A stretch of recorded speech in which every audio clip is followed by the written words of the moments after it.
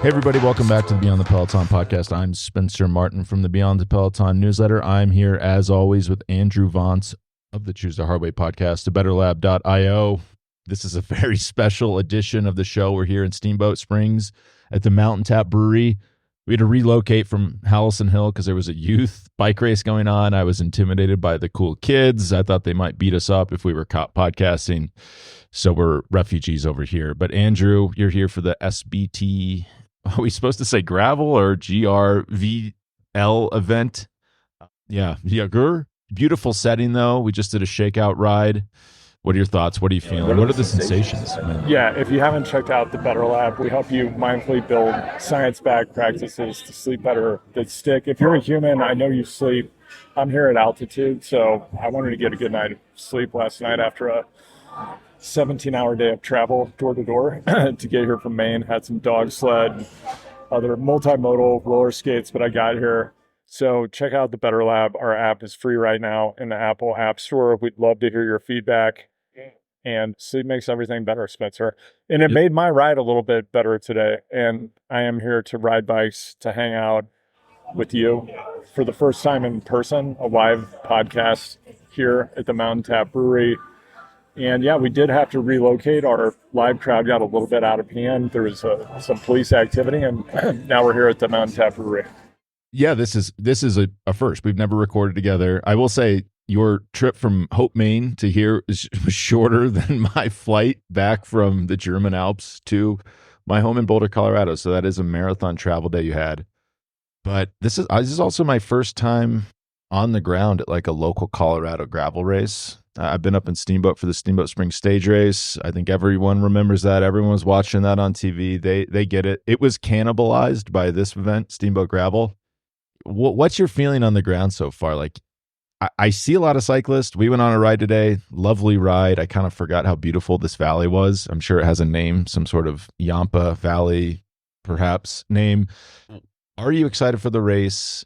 Do you think it's taking the town by storm? Or as we saw, there's a bit of animosity locally. We saw some signs saying that the county needs to be saved from the gravel races. Well, I know that it's probably time to bring the crowd in. I mean, Dan, you were out there on the ride with us. Do you want to introduce yourself and tell us what you thought of what you saw out on the pre-ride today? There's a little bit of anti-gravel sentiment, so maybe introduce yourself and give us some ground truth. Hi there, I'm Dan Swenson, and so I actually went out and pre-rode the red course, the 56-miler, and as I was coming back into town on one of the really, key, technical, sketchy, gravel roads, there was a rancher driving his herd of like 100 head of cattle up the road as I was coming down. And he was none too happy that I was actually disrupting the flow of his cows as they were coming up, I think it's a public access road, but right. Yeah, he was, he gave me a tip of the hat and then a middle finger too. So I don't know what to make of that. Okay. And we do have two past Choose the Hard Way guests here. We have Dr. Scott Fry, who also recently was on Dialed Health podcast, as was I, but it was great to see Scott on there. And we got Eric Matthews. Okay. Eric, another past Choose the Hard Way guest up here from Costa Rica. Eric, I know that you saw some disturbing signage out on the course. Could you tell us, what did you see? I don't know if I would say disturbing. It was interesting. It's a sign that says Protect Rural Route County, and then gravel bike races with a big no through it. So, I mean, I understand the sentiment. It's haying season. Cattle's being moved around, as we just heard. So we are kind of being out there, being a little disruptive on these roads. It's also a big tourist draw here in this town, and I'd be kind of curious to know what it is that they want to protect from. That's the part, that word is the one that I'm kind of stuck on. And why have they adopted the gravel spelling of route with two T's and no E? This is Route County. Oh, okay. So I'm ignorant. So that's the spelling of the county. Right. All right. Michael Jackson were here. He'd say, that's ignorant. You want to introduce Scott? Yeah, I'm Scott Fry. Andrew introduced me earlier. I was a guest on his podcast probably 2 years ago. And I'm here just to visit, see some old friends, but passing through and not going to be racing. I think it's an interesting thing that you guys are getting out to race, because from the sounds of it, maybe this is the ultimate end of the gravel racing scene up here. I don't know. What do you think? I mean, one thing that we haven't discussed is that everyone who's here at this table, Dan, you were at BWR. Unfortunately, you, unlike the rest of us, you didn't get to come to our exclusive Airbnb that had we'll try. I'm going to share some photos of it on my Instagram, but it was had a Monopoly theme.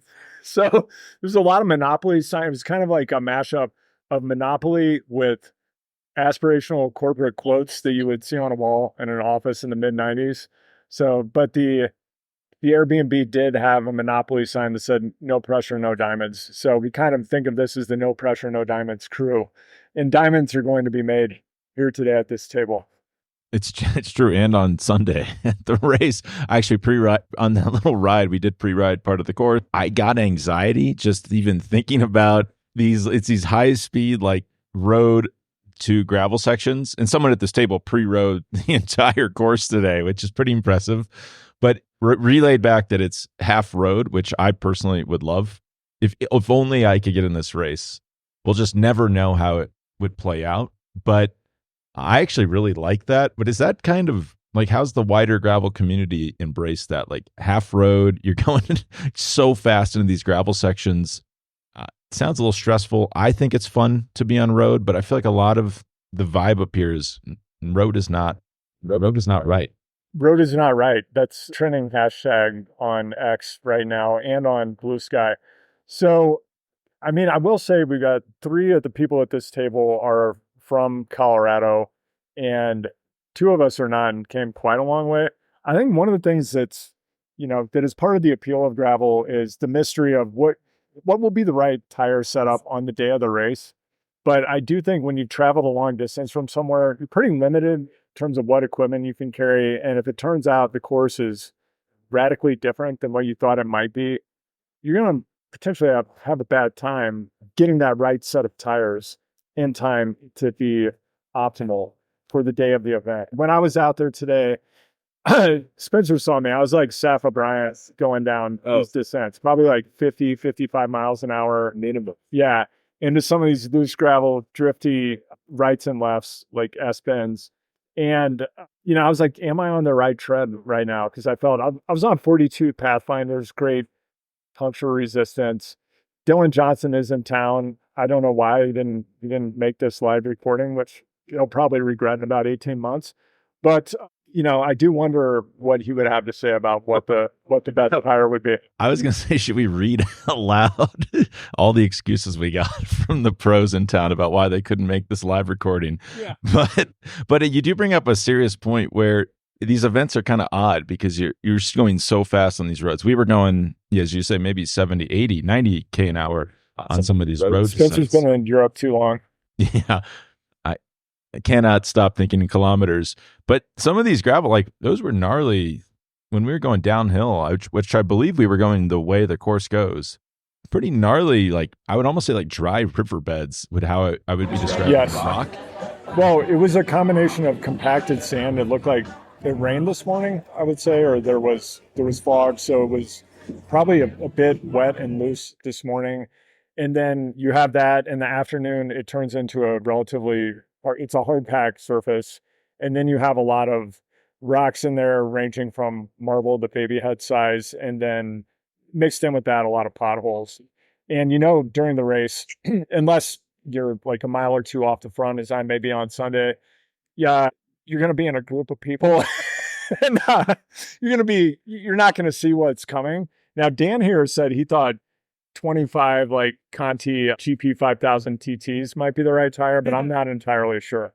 I felt pretty good on 42s descending. And what was interesting to me, because we did an out back, I was going to say loop, but it wasn't an out and back loop. It was an out and back today. When we went up that climb, that was a pretty gentle grade. I know there's some steeper downhills on the course, and maybe Dan here, who has some of the secrets in the entire course, could weigh in. But when we were going down that gentle grade, I don't know about you, but I had a few of those. I'm not quite so sure about the edging ability of these gravel tires right now. I was imagining wiping out and then calling my wife and explaining why I was in the hospital in Routt County.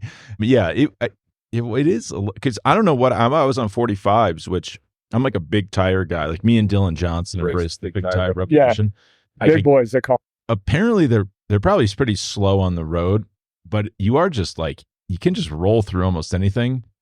I don't know what if I was racing this, I probably would stick to those just because of the sections we described, but it is a tricky calculus. I mean, I was noticing at BWR, I had the widest tires in my group. A lot of people were thinning down as much as they could, but I think it's a mental trap, to be honest with you. Like you see it like Unbound. Everyone's obsessed with like fastest tires, fast. You know, it's what is not fast, flatting. And you know what everyone does at Unbound? They flat. So I almost say like push it out as much as possible. Yeah, and longtime listeners will recall Valtteri Bottas struggling to hold Spencer's wheel at BWR in Kansas. Probably one of the most legendary BWR events that you're never going to see on the calendar again. One-time event had the unfortunate train stoppage, which kind of snatched victory away from Spencer and allowed Bottas to get the edge. But we'll see what happens next time. So Spencer, a few minutes ago, you asked, what is the vibe like? I think the vibe is, it's a good vibe coupled with, maybe like the bad guys in a ski movie. It's got a little bit of that feel to me. Bad guys in a ski movie. Yes. What is that? Aspen. What's the name of that movie? Aspen Extreme. Yeah. Which the town I am staying in tonight, just a short 3-hour drive away. I live in Colorado. I've lived in Colorado for maybe longer than I've lived anywhere in my life. And I don't know this state at all. I was like, Steamboat to Aspen, what is that? 45 minutes, 20 minute drive? No, 3.5 hours. Everything here is a 3+ hour drive. But yeah, I get the same vibe. It's very cool. A lot of very cool people. There seems to be some sort of bike station down here. Have you seen this where you can like go get your bike worked on? I've been racing my bike for 15 years. Have been, you could say, close to the top, perhaps at some points. I always feel out of place at bike events. Like I come to it, I feel like I don't even belong in the town of Steamboat right now. It's just like, this is too cool for me. I got to get out of here. And you are going to get out of here. I am getting out of here as soon as I rolled in literally 4 minutes before our ride, pulled the bike, didn't even disassemble the bike, pulled it straight out of the car onto the ride. And even as soon as this is done. Yeah. His mechanic took a quick look. His soigneur put on an embrocation, and Spencer was off in baggy shorts and a t-shirt. It was a relaxed ride. I would note that Spencer and Dan put in a few 700-watt digs over some rollers, both living at around 5,000 feet, I believe. Dan, you probably live at a higher altitude than that, huh? Where are you living at? 7,200. 7,200, right. I live high. Yeah, live high. So, yeah, exactly. I've been thinking about this a lot since I'm now a European. I'm just on vacation in the US at the moment. But in Europe, the big thing is we've seen like Victor Campenaerts sacrifices so much to be at altitude. Amazing YouTube channel. You've been talking about this YouTube channel maybe since I've known you. I just got into it on the flight back here. It's very good. But sacrifice so much to be at altitude.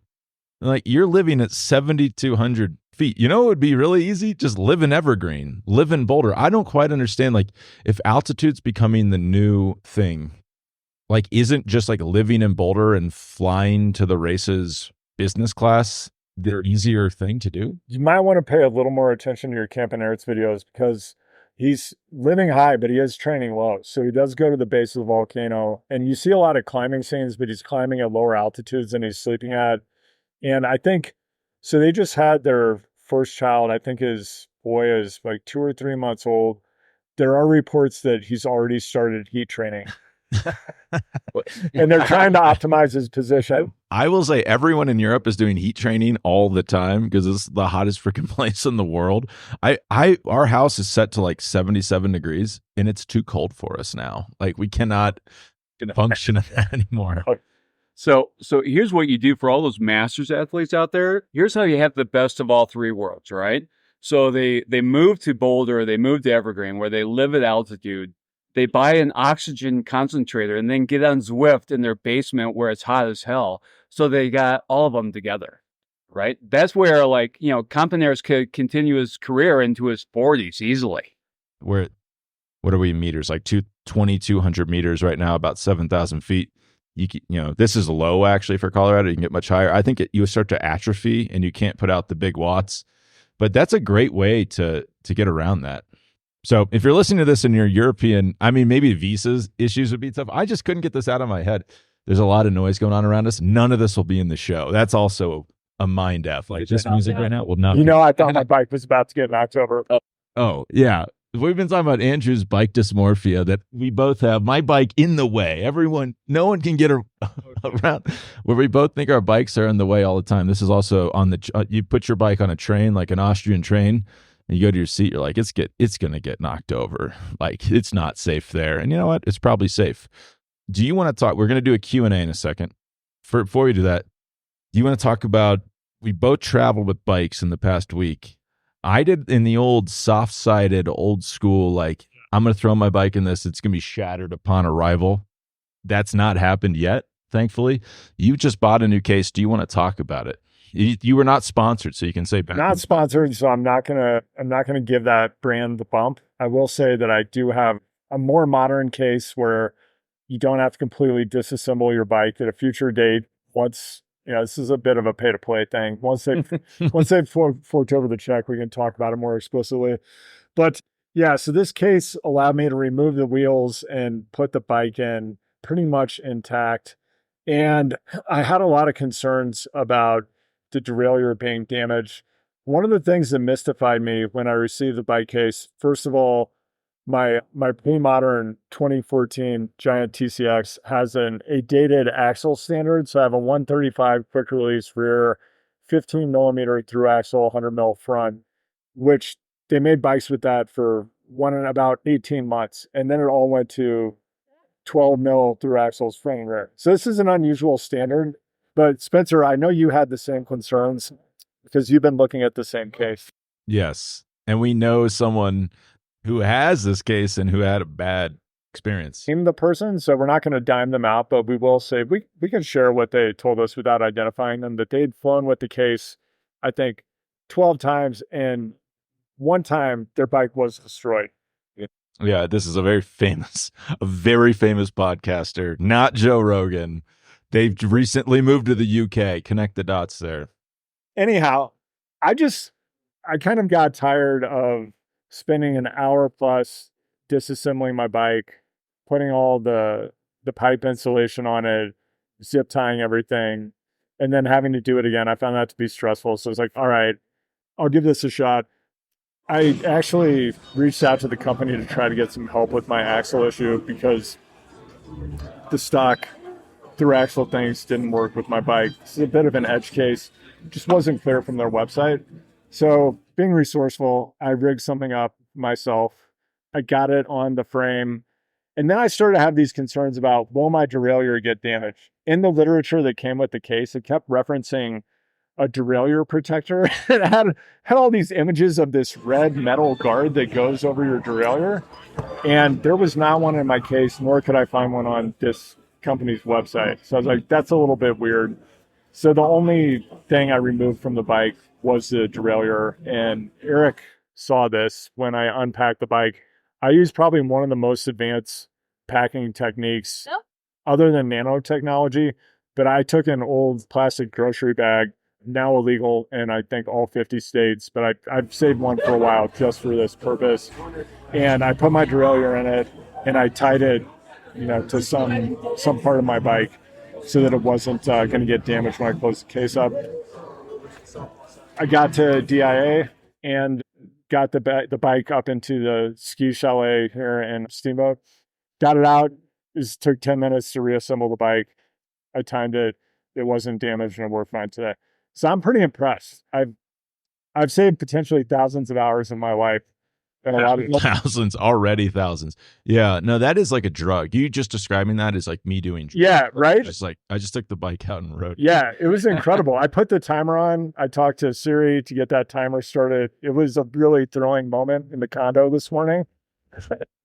On your condo, I was like, Colorado is like the quality of accommodation for the price you pay. That ratio has to be some of the lowest in the nation. It is like you come to these towns Like I got a coffee this morning next to my house before I left, and I don't even think it was a good coffee. I don't even like the coffee shop. To be honest, it was so I'm having price shock coming back from Europe, but I was thinking like this is crappy coffee, and this is better than anything I'm going to have until I come back. Because you come up to the high country, you're paying top dollar. This is a wonderful brewery we're at, by the way. These beers are great, but you're paying top dollar for like the lowest quality stuff. That's includes housing. You think you're going to stay in some ski chalet, you're in some like 60s prefab thing that's been thrown up in 10 minutes. That may be the case, but I tell you what, the art in our condo is unparalleled. There's some really unique pieces that have been painted on. Imagine like if you had a relatively cheap apartment rental and it had the closet in the master bedroom where it's kind of like the accordion doors. You know the ones I'm talking about? Yeah. So whoever owns this condo, probably in like 1978, took a pair of those doors, and a local artist, probably inspired by Edvard Munch, painted something that looks like the Scream, but it's a downhill skier, and it looks like probably like a 9-year-old painted it. And it's pretty incredible. So just having that has kind of made it all worthwhile being here. I saw something last night for the first time ever. So I've been driving I-70 into the mountains here for probably nearly 50 years. So my family used to come out here a bit when I was a kid from time to time, and I always looked at the runaway truck ramps. They had a lot of mystique for me. Right? They had a lot of mystique. I just imagined, I love big rigs and big equipment growing up. Still love them. A lot of respect for truckers. And I always thought about what would it be like if, you actually saw one like fly off the highway. I've been watching videos. You can look up YouTube videos on this. And I just saw a sign. It's like, when in doubt, take the ramp. And it kind of planted the seed in my head. I was like, I might be taking this ramp. I'm doing this. Tell you what, I come out of the Eisenhower tunnel last night, which is full of smoke for some reason. Like I'm in the most expensive tunnel in the world, by the way, and it's not that impressive. Yeah, so I come out of the tunnel. There's a lot of construction going on. I get maybe 5 miles down the road. I'm coming. It was raining during a lot of my drive. It was dusk. Sun was in my eyes. I'm heading due west, and I'm going around one of those. Like, suddenly I could be going 100 miles an hour if I wasn't paying attention off cameras. Yeah. And I look over, and a truck is probably 5 minutes earlier has gone off the road on the runaway truck ramp, and they had the giant wrecker there beginning to tow it out. So they are used. It would really happen. I will say, coming from Europe, the idea that so they put you through this tunnel, and then it's like, okay, what should we do? This highway is pretty recent, by the way. Like, it was built not that long ago. And they think like, how should we get people down? Should we do like switchbacks? No. Let's drop them straight down. So it's 3 lanes and just drop straight down. It's insane. It is an insane piece of it. And it's a tight road. You don't have a lot of elbow room on the sides. I was doing the tactic where you just drive on the line between 2 of the lanes to create your own space. Defect. Yeah. Like, try to get near me. You can't. Wait, before we go to the Q&A, you were asking before we were recording, descents in the U.S. on like bike descents, not fun. Rocky Mountain, High Mountain, like Loveland Pass, Independence Pass. I have no positive memories of any of these descents. I'm often scared. But it's funny you mentioned this. I was descending yesterday on my road bike that I just built up. Do you trust your build? Did you get that handlebar on tight enough? I was wondering halfway through, but I was not. You don't really use your brakes that much. Like, I was wearing my brakes out, like in the Vosges, let's say, or like, which is a small mountain range in France. Great riding, beautiful riding, some of the best riding I've ever done. But you're like, the compressions are intense because the roads are smaller, a lot of switchbacks. Like, you're burning your brakes and you're just going much slower, but it's more fun versus like even coming down not left-hand cane. I can't remember the name of the roads anymore. Yeah, no, like Lee Hill in Boulder. It's like so fast. You're barely using your brakes. You're going literally 50, 60 miles an hour. Like, I would say less fun. Like, it's just because the roads are bigger and straighter, and you're getting to speeds like you almost don't want to be at, and it's hard to stay slow. Yeah. So the crowd has gotten a bit unruly here, and people are trying to crowd surf to the front to get to the mics, but maybe we'll just have to stick with Scott, Eric, and Dan. I don't know. I don't know if they have any questions. The crowd's so big that we can't. Yeah. We've had a lot of can't get anyone to the front. A lot of issues with public nudity. some open drug use in the crowd. And Dylan Johnson did show up, but he can't. The crowd is so thick. He's not going to be able to make it to the front at this point. Raise your hand if you want to ask a question. We did promise a Festivus style airing of grievances if you want. So we don't want to deprive anyone. Scott raised his hand.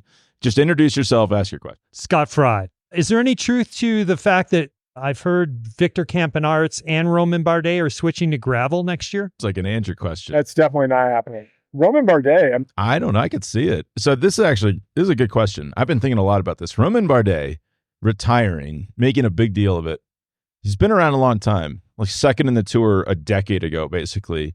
How old do you think he is? Just guess how old he is. 33.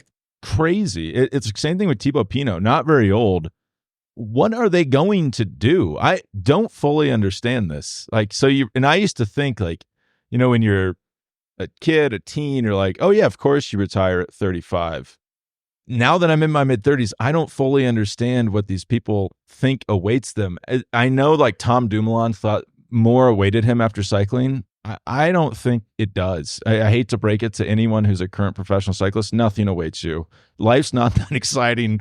Don't retire. Just keep racing. As long as they're going to pay you, keep racing. I mean, am I off base here?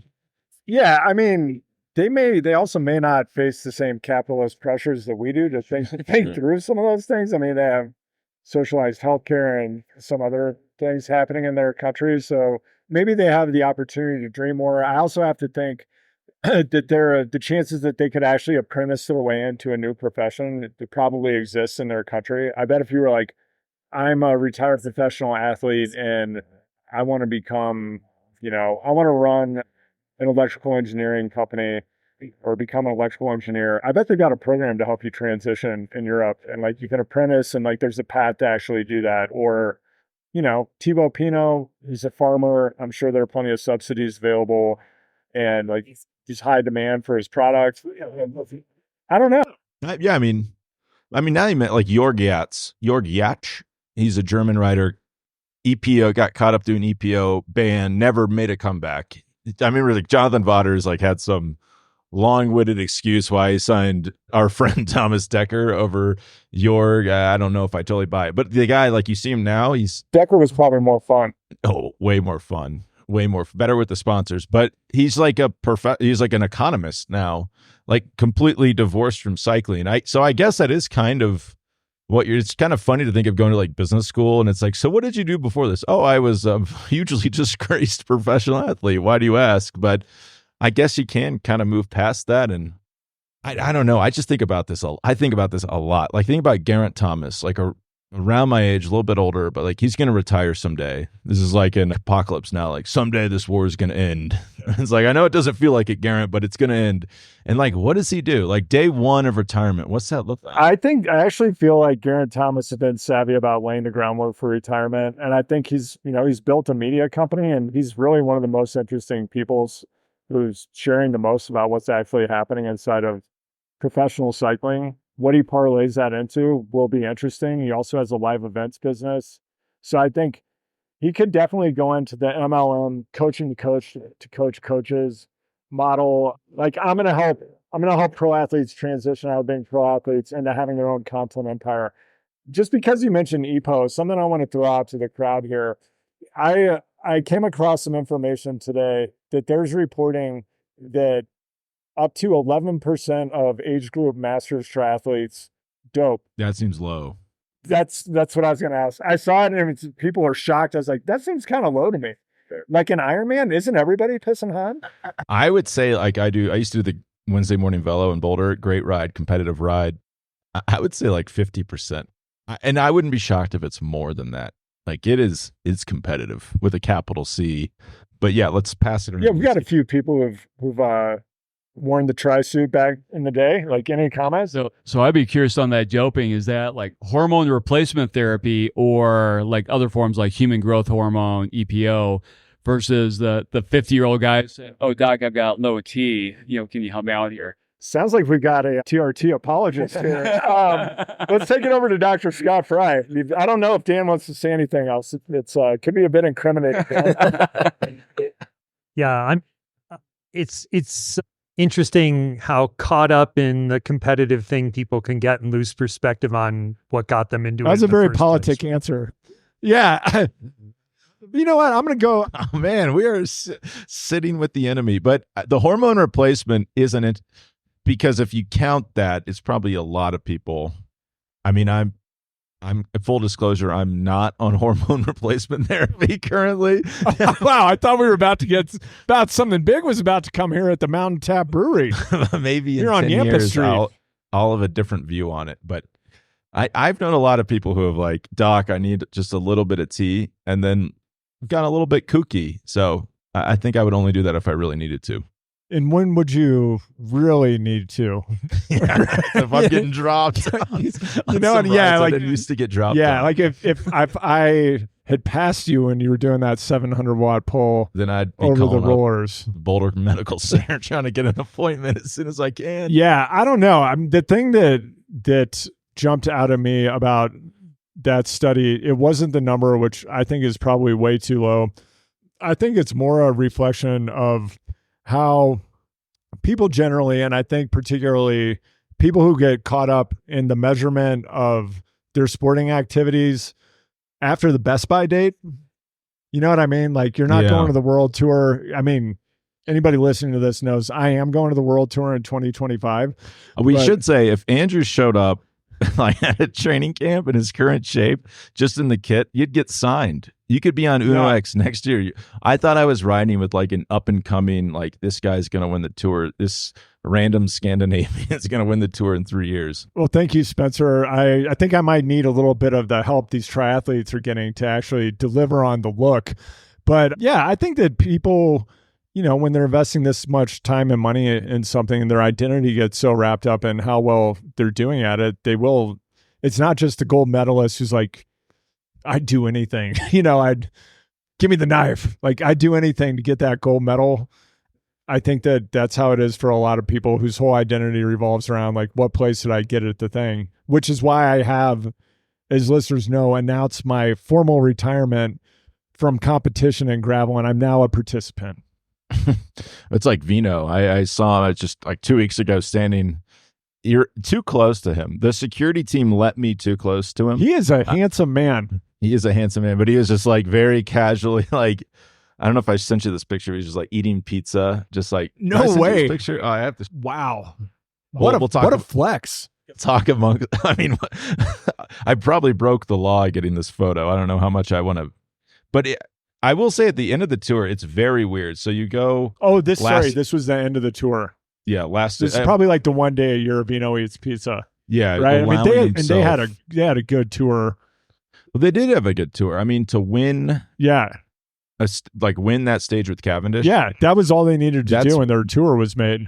The only thing bigger they could have done is win the Tour de France. Yeah, It's crazy. so he probably like had half the amount of regular cheese on one slice of pizza.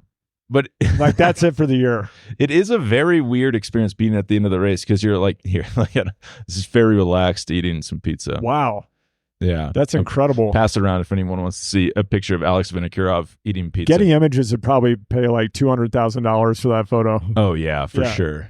But this is the Vinokurov he doesn't want you to see, the laid back. But No, it's this very- is like the stars. They're just like us. But so I thought like they had stands set up, and I was like, amazing. I'm just gonna go sit in these stands and watch the end of the race. I get to the end of the race on race day, and you can't get within like a square kilometer of the finish. It's all for VIPs. Right, Who knows who these VIPs are? right. But then the buses, then they funnel the riders from the finish to buses, and they're just like FDJ riders were having to like fight through traffic to get to Right. just like random people were mobbing them for selfies. It'd be Right. like if like a team bus was right here. Right. So you're just like standing there watching everyone in their tour, and then it's like Tom Squeens in his civvies standing around. It's a very I found it like almost uncomfortably intimate, like how close. Well, you the could be. thing that this is bringing up for me, and I know that I probably have a higher degree of interest in this than most people and have brought it up numerous times.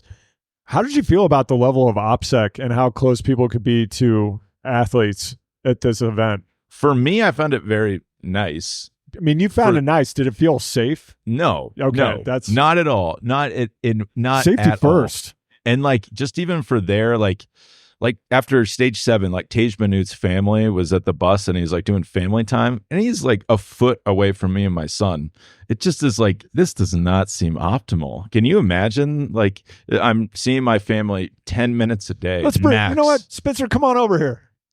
Yeah. And it's like, this is it. Like this is the family time for the day. And you're like, with me. I found the whole thing a little odd. Yeah. I also, when I know on our last episode, I mentioned the Visma Lisa bike behind the scene documentaries they have about the Giro and the Tour. They do it for most races. They're excellent.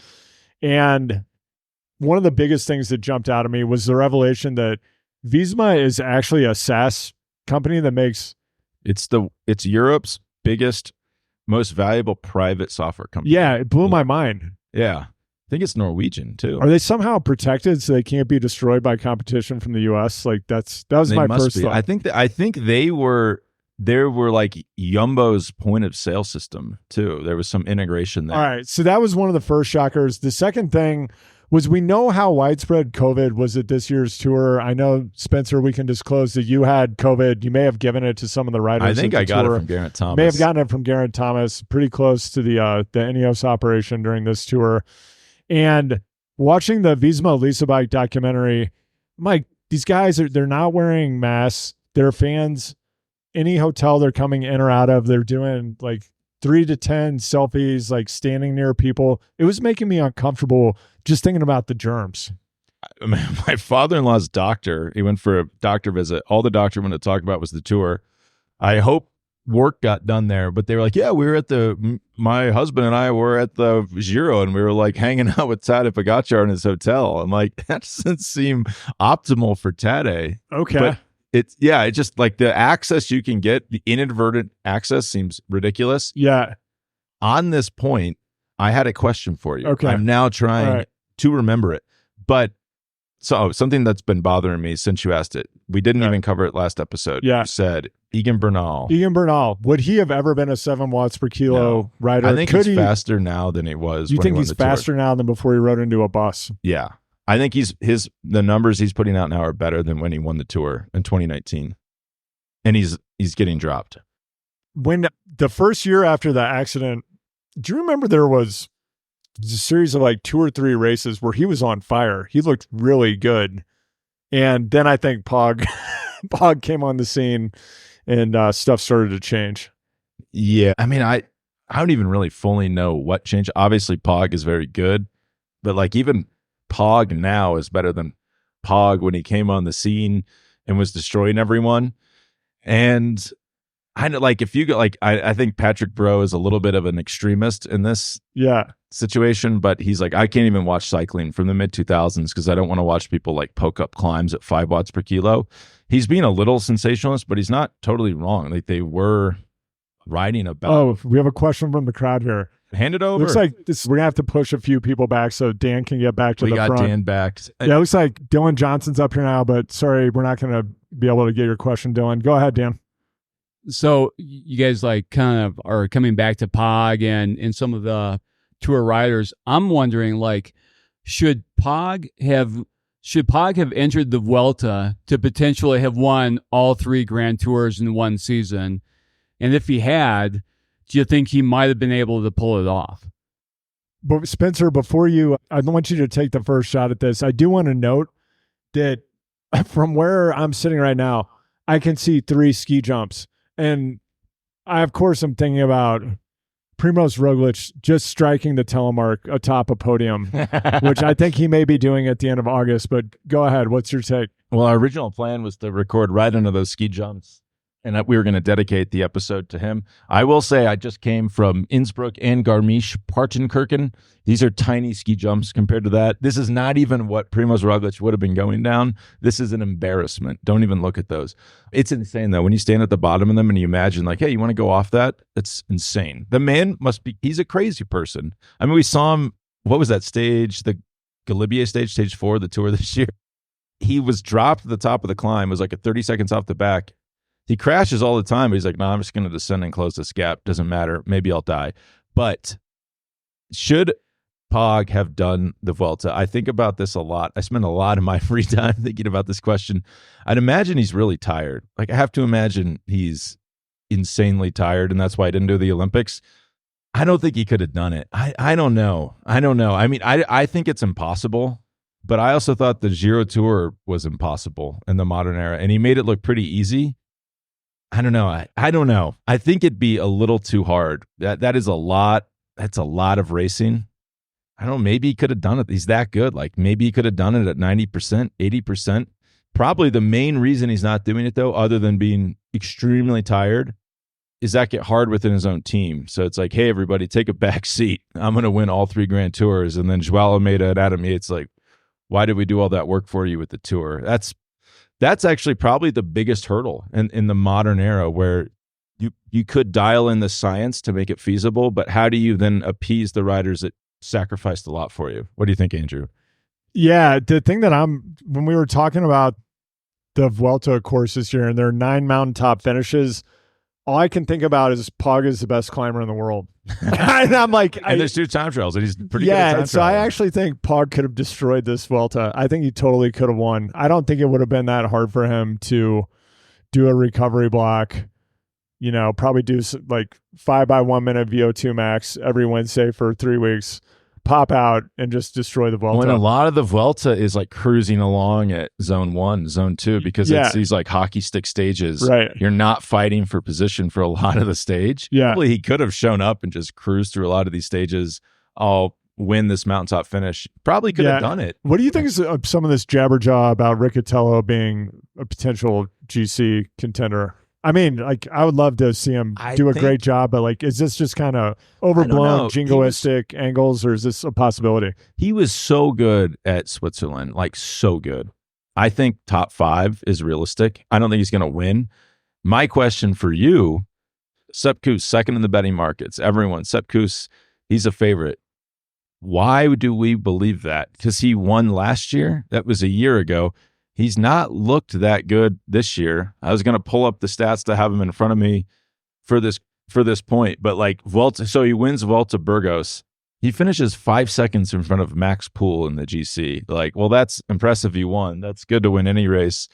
Max Poole's not a Grand Tour contender. Like, I just don't understand the Sepp Kuss. Like, why are we just defaulting to him as a contender to win this race? The thing that I'm wondering about Visma Lisa Bike is, why is Wout so comfortable being the super domestique? Like, he really seems to like this role. I don't know if he likes the role. I really think he does. I think he's a team guy. If you look at this course, like, he could win like 10 stages. And I think he does this. I don't know. Maybe he enjoys it, but he might just see it as like a necessary evil. Like, I'm going to go, and it might be easy for him. Like, to go back to Pog at the Giro when Ineos is setting pace, Pogacar's in zone 2. Like, it's easy. He's not stressed when other riders are trying to put him under pressure. Yeah. And it might be the same thing for Wout. Like, I'll just do 400 watts in the front. That's not that hard. Right. I might get out of shape. There was a whole thing about the Yates twins thought, this is crazy to think about in retrospect. They thought they were getting out of shape in the first week of Grand Tours and would go to intervals on the trainer after the stages. Yes, this has been lost to the sands of time. Real? Yeah, if you remember Simon Yates dominating, I think it was the 2018 Vuelta. They were like pulling back every stage. He was trying to get time bonus. He was doing intervals after the sprint stages because he thought he was going to get out of shape. And then do you know what happened at the end of this race? He blew up. Fell apart spectacularly. That's never been discussed again. But that was like a real topic of conversation. Yeah. And Remco's he's not doing the Vuelta. He's going to the World Championships. Same thing with Van der Poel. Right. Well, again, going back to Wout's a team player. Van der Poel is team all about me after he's done his Philipsen bit at the Tour. And Remco is definitely team all about me. I mean, Remco. All me all the time. Yeah. I mean, I find it more endearing now that he's actually good and wins big races against other people. I don't know if you saw him. I don't know if this is a joke or not, but there was like the French riders were taking a picture in front of the Eiffel Tower and Remco's like, get out of the way. Get out of the way. I want to take a picture with my 2 gold medals. I don't know if he was like, if that was a joke, but he was definitely really wanting to get that picture of just him. Yeah. Eric and I were having a discussion earlier about early in Pog's career. He just seemed kind of cold and robotic. And is that because no one was covering Pog. There was much less direct content from writers and teams at that point in time. He was mysterious, or is it because he was cold and robotic? So has he warmed up and dialed up a more mediagenic persona as time has passed and gotten better at intermediating himself, or has he changed? You know, is that how he's always been? It's a good question. I tend to think the team is really weird. It's just like a weird, we were even talking about, like, it used to be Lamprey. It ran out of money, and like Wanda, the Chinese company, was supposed to buy it. Didn't happen. They get scooped up by UAE last second. Like, but it was like some royal family member wanted it, but it wasn't like a big focus of the kingdom. Obviously, they were not putting a lot of money into it. And I just kind of think that they're just weird. The management there is like very particular. I don't think they were great at public relations, and I think they weren't allowing him to shine. And now we're seeing that he is kind of a goofy guy. It is.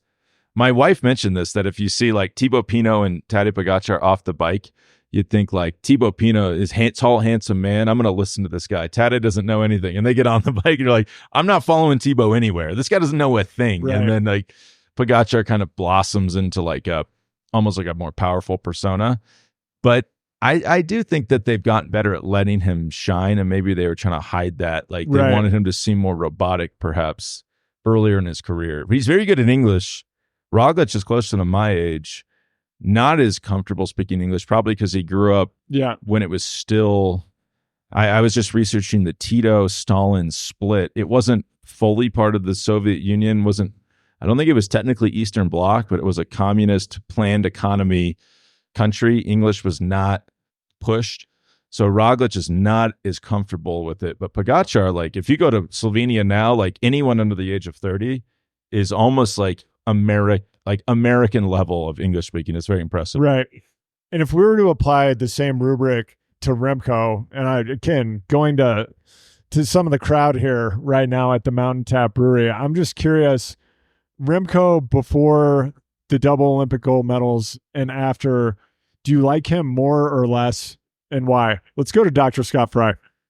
Well, you know, the more you get exposed to something, generally, the more you like it. And I think up until now, he seemed a little mysterious. Like anything that I really knew about him came second or third hand. Getting to hear him actually speak, hearing him on Thomas's podcast, for example, it humanized him. And I think he's much more likable than whatever persona or image was put out there by other people. For me, anyway. Okay, Dan, what's your take? You know, I can't say whether I like him any more or less, but I would say that I respect him as a rider much more this season with what he did at the Tour and what he did at the Olympics. Because when he came into the Tour, I was thinking back on his performance at the Vuelta last year, and I was thinking, no, like, you know, the first high alpine stage, like he's going to crack and give up and be done and outside of the top 10. But no, he amazed me. I thought he was phenomenal all through the season.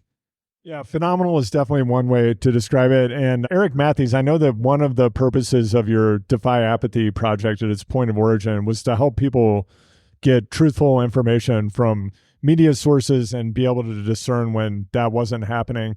So when you take a look at what we're hearing, reading, and seeing about Remco, and when he takes steps like going on What's Occurring, doing media appearances on his own behalf to kind of burnish his image, what's your take? What's going on with Remco? Well, I don't know what's going on with Remco specifically, but I think there's something interesting. I'm trying to connect a theme in this conversation because you asked a really interesting question about what happens with these guys when they retire at like 30 years old, right? They come up in a sport program that exists in its own bubble. It's not connected to the outside world in any way. So our perception of Remco or any of these athletes can only be based on what we're fed, like what we're given along the way, right? Whereas like the Olympics were just over. And you look at most of the track and field athletes, they came up through an NCAA program. Even the athletes that come from Africa and other countries, they come here, they go to college, and they race. So what are they doing when they're not winning Diamond League races or Olympic races? Like they're flexing their PhDs and their master degrees. They're working in hospitals. They're working in firms. Like they're more integrated into society as athletes, right? Whereas cycling and other sports, Like you start in cycling and you stay in cycling, and then cycling spits you out at the end. And then what? So to me, it's kind of related because our perception of these athletes is only what the bubble allows us to see.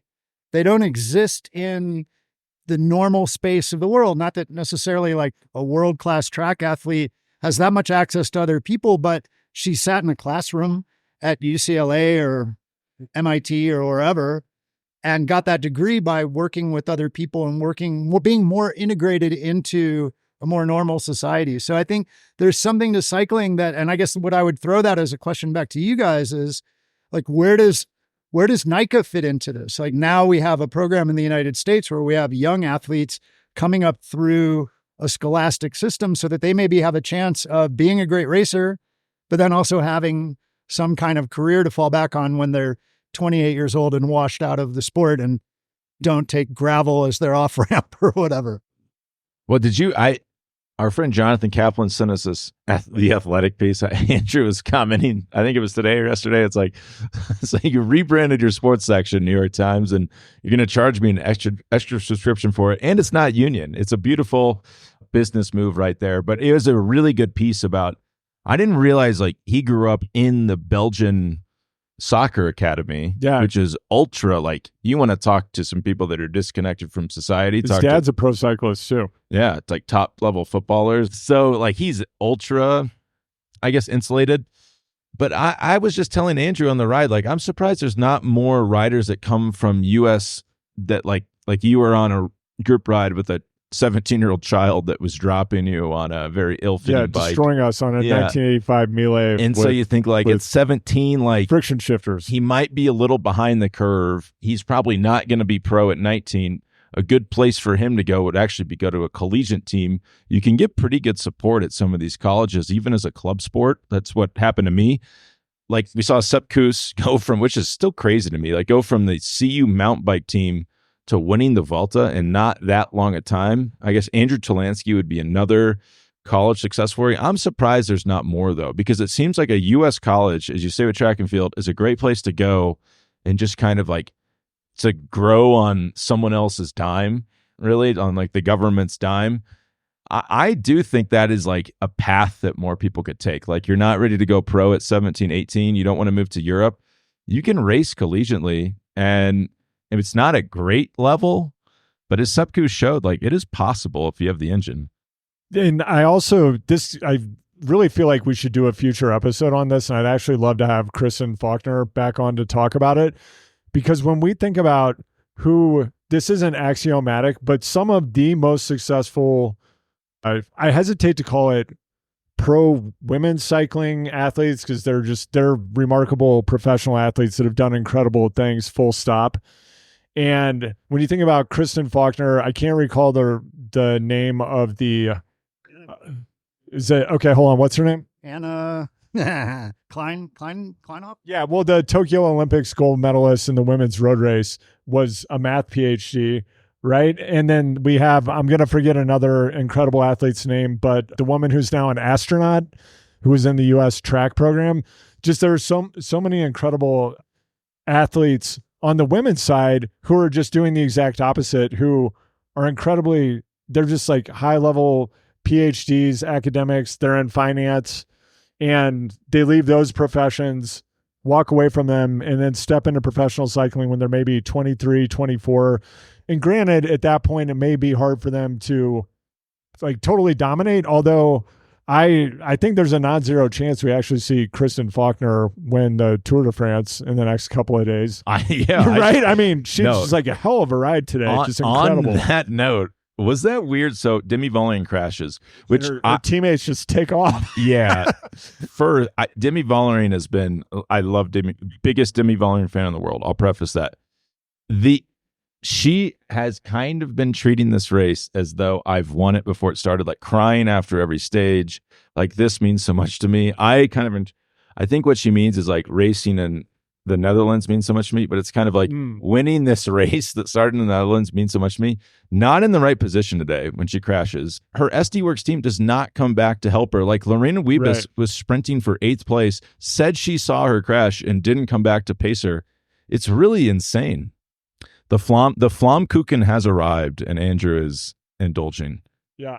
But yeah, I was shocked that they just left her and didn't. Well, like, what if she loses this race by 20 seconds? Like, what is? And then Voss took the Voss VAS, takes the win. And then, did you watch the scenes afterwards where everyone's going up to Vollering on the rollers? And I couldn't tell if, I mean, I understand why she was upset on a lot of levels, but I want to know why she was really upset. Because it did look like she was actually physically hurt. She seemed to be sitting fine on the bike, though, not a high degree of discomfort to my highly trained eye. And I had to wonder if Voss comes up and talks to her. And then in her post-race interview, Voss talked about how, my radio was broken, which is totally plausible. The radios frequently don't work. And the wreck itself, Eric got a better look at it when we were watching the race this morning than I did. Like, nothing's marked on this course. It's like they're at a gravel race. Yeah. I mean, it really makes me feel, granted, ASO had to put this race on directly following the Tour, then the Olympics. There's been a lot going on in France. I just don't like the lack of professionalism that I'm seeing from the organization. So you can log your complaints to Yeah. Julian Alaphilippe's wife. Yeah. Like, I mean, there's just like high disregard for rider safety generally in professional cycling, but I feel like a line has been crossed that's outrageous at the Tour de France Femmes. Well, it's like they're like the test dummies. They're like, can we put riders on this course and they not crash? Like they did the Troyes stage, if you remember the gravel stage from the Tour. The Femmes did that 2 years ago. And they're like, can humans ride this gravel without all of them crashing? All right, some of them survive. Let's put the men on it. So it is an odd dynamic. And they'll know that guy's riding off with their bikes. But on Kristen Faulkner, yes, she could win the Tour de France Femmes based on what happened today. It's actually, that would be a crazy, like a Remco. You were talking about Remco Evenepoel. I was also very impressed getting third at the Tour, double gold at the Olympics. That I wouldn't say I'm a Remco fan, but I'm now more tolerable of the Remco experience because of that. Yeah. But you could look at Kristen Faulkner winning double gold at the Paris Olympics and then winning the Tour. It's pretty impressive. And then she didn't even race bikes in college. Like, what if Kristen Faulkner had raced bikes in college? Like, how quick would that transition have been? I just think that's kind of an untapped path for some people. Well, had she raced in college, then she wouldn't have that Winklevoss twin glow from being in the storied Harvard Boathouse, nor would she have set the all-time erg record for her weight class. So, I mean, those are things you definitely want on your Palmares. So whatever she had to forego in order to get to where she is was well worth it. Yeah. Weren't you part of the Harvard rowing mafia, though, at one point? I wasn't. I've worked with a lot of people who rowed. Yeah. Yeah. We'll leave it at that. Yeah. But do you have anything else to share? Any more questions from the crowd before we go? This pizza's quite good. I'm hungry. I'm thinking about tacos. That's maybe my next move. We have to get you your mixed plate, the classic Colorado. I got one in Golden yesterday with Ben Davis, another former Choose the Hard Way guest. Well, this race, we should say, incredibly central location, so easy to get to. Just a short 4-hour drive. It's just part of the inclusive nature of cycling that's been getting promoted so heavily the past couple of years. You just need like $5,000 to $10,000 of equipment, a week of free time, the ability to travel from other parts of the country, and the right tires, accommodations, and 100 grams of carbs per hour, and you're in. You're in. Yeah, that you supply yourself. Yeah, it's an every person sport. Well, any more questions from the crowd before we go? Who's going to win Sunday in the big show? That's a good question. I'm going with Keegan Swinson. So Keegan's coming off a big win. Maybe Lauren de Crescenzo at Leadville. Lauren, is she here? I don't have no idea. I haven't even looked at the roster. I just know that Keegan's coming. I used to ride with her a lot. I'll just pencil her in as winning. Keegan, should we talk? Yeah, that's a good question. I did want to, let me throw something out about Keegan. After his defense of his Leadville title, I just keep thinking he just needs to go to the World Tour and be a climbing super domestique. Why is he leaving the money on the table? I don't know what he has left to prove. I was wondering that too, because he wins like Leadville so easily because he flatted, didn't get the course record again. Yeah, just brushes off the dust, goes back to the front on 36 centimeter bars and I'm just going to crush everybody at a hard race. He'll probably win here. I assume he's going to narrow double shoulders. up. The guy is arrow. Yeah, his shoulder. Yeah, it's like Steve. That's the reason Steven Kreiswijk didn't win the Giro. His shoulders are way too wide. Yeah, but really low CDA on that gravel bike. I mean, didn't we hear that he's making $500,000 a year racing gravel? We don't know. We know he's making some kind of mid-ish six figures. I'm now convinced that he's I was a Keegan denier for a long time. Like, is this guy really that good? He's so good to do that at Leadville year after year, and he really, I mean, he didn't win Unbound, but who cares? That's an odd race. It's not climbing. Not it. Like, he actually could win Gravel World Championships this year, which sounds like I'm being facetious. Like, who cares about Gravel World Championships? That's a very hard race to win. I think he could make like over $1 million a year as a climbing domestique. Yeah, absolutely. Again, though, it does go back to lifestyle factors, and there are also skills that you have to like. I mean, you also have to kind of be a robot and live in crappy hotels for like 200 days a year. And be trapped on a volcano away from anyone you care about in life. Yes. And like live in a place where you may not speak the language, and it's just like, hey, be okay with that. Yeah. And you're not around anything you want to do. Yeah. So maybe it is too late to and the hotels actually are shockingly bad. Like, following Magnus Court on Instagram has been an eye opener on how bad some of these I will hotels say are. though, Spencer, I know we're going a bit long here, but I think it's well worth it to get into this next topic. I feel like I've heard literally dozens of interviews with American professional cyclists who describe that experience. They go to the World Tour. They're not in the Izegem house anymore, although I don't think that exists anymore. They're on their own in some European city, and they're just overwhelmed by the experience, specifically of the grocery store. Now, you've been in some grocery stores in Europe a lot this summer. Can you talk a little bit about what that experience is like, and how hard is it to buy the groceries? The one thing I just don't understand the gripe about. You go to European grocery stores and you think, I've arrived. I am now in civilization. Big grocery in the U.S. is screwing us over. These grocery stores are terrible, and like expensive, crappy. Like, you go into a Safeway in Boulder, you feel like you're in the like a falling, like there's a Soviet Union was just falling apart. There's like nothing on the shelves. It's just like, yeah, Kroger's like, where else are you going to shop? Because we're going to own all grocery stores in this country in a few short years. And then in Europe, it's a competitive market. I found the grocery shopping experience very refreshing. If you have little kids, it can be a little stressful because you're looking for the Annie's mac and cheese. You're not finding it. That's not there. I thought we could just feed the kid Belgian waffles for months. Son seemed fine with that. My wife thought the sugar content was too high. But yeah, if you want to find specific things, it can be a little stressful. But I found the grocery shopping to be great. I mean, yeah, did it take me 4 or 5 trips to successfully check out without causing an international incident? Yes, it did, but you do pick it up. I was thinking when I was in Nice at the end of the tour by myself, I was like, man, I don't know, like, this could be a little isolating. Yeah. But like, if I was there at a time in my life when all I wanted to do was ride, maybe I'd find that nice. It's like, I'm just going to go on rides. What do I need to talk to people for? What do I care about other people? Yeah. I just did an awesome ride today. But yeah, it did I kind of saw how that could be a bit of a grind. If you're 24 years old, you don't speak French, you're living in Nice, and you don't know anyone, that could get old pretty fast. Yeah. So if you haven't already, go check out the Better Lab. Our app is free in the Apple App Store. We're an early stage startup. We'd love to hear your feedback. And Spencer, one more question for you. I would love to see a study commission on this. I feel like World Tour cyclists who live in Andorra are the happiest on the planet. That's a great. Is that the move? Do you just move to Andorra? This is another thing I think a lot about, because I was talking to Riley Sheehan, who lives in Girona. Girona's nice.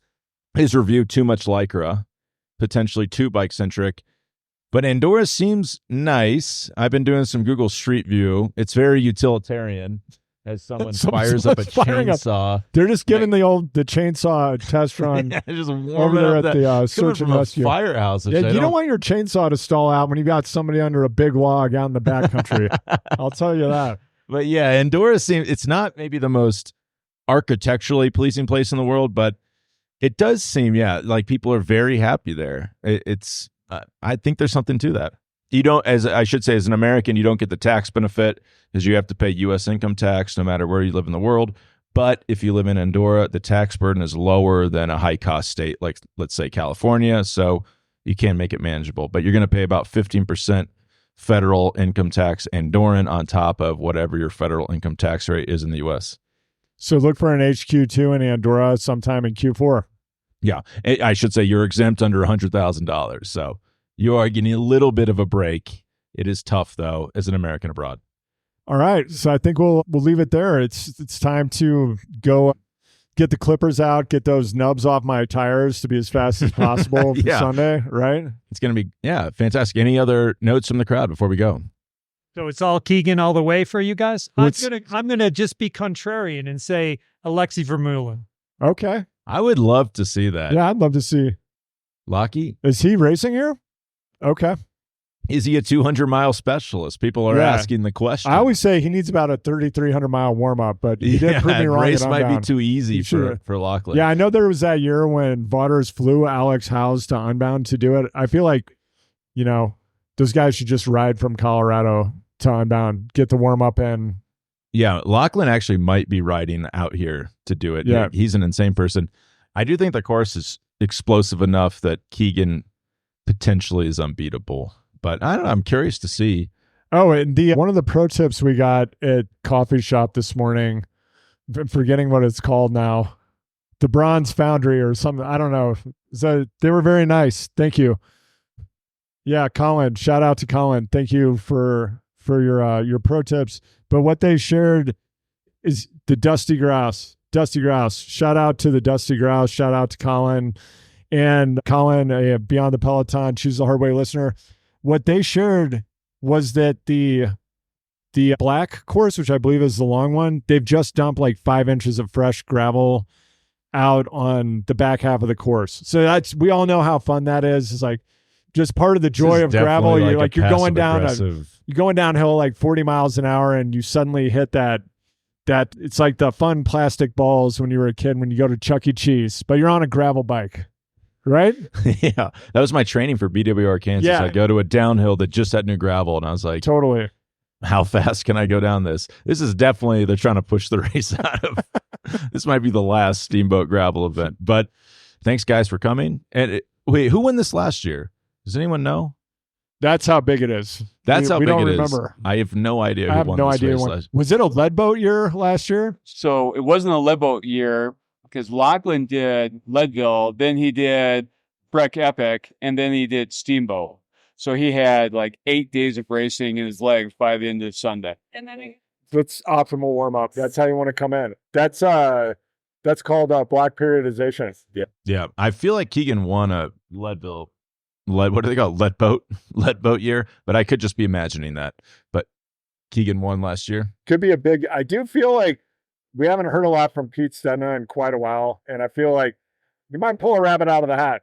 He was in his day a climbing specialist. What about is this Chog Haga erasure? Ooh, like really good result at Unbound. Everyone's forgot about it. Is he in Girona? Is he like back in the States, man? I don't know. I don't even know if he's doing this. My Haggadar is really yeah. I'm up. But the thing about like Haga is that's the hungry dog, like the guy who just got flicked from the top level, like something to prove. Yeah, I would watch out for that. All right, well, thanks, guys, and we'll get everybody out of here, get them to bed early. I've got a nice, easy drive to Aspen ahead of me, but I feel good about it, and good luck on Sunday, Andrew.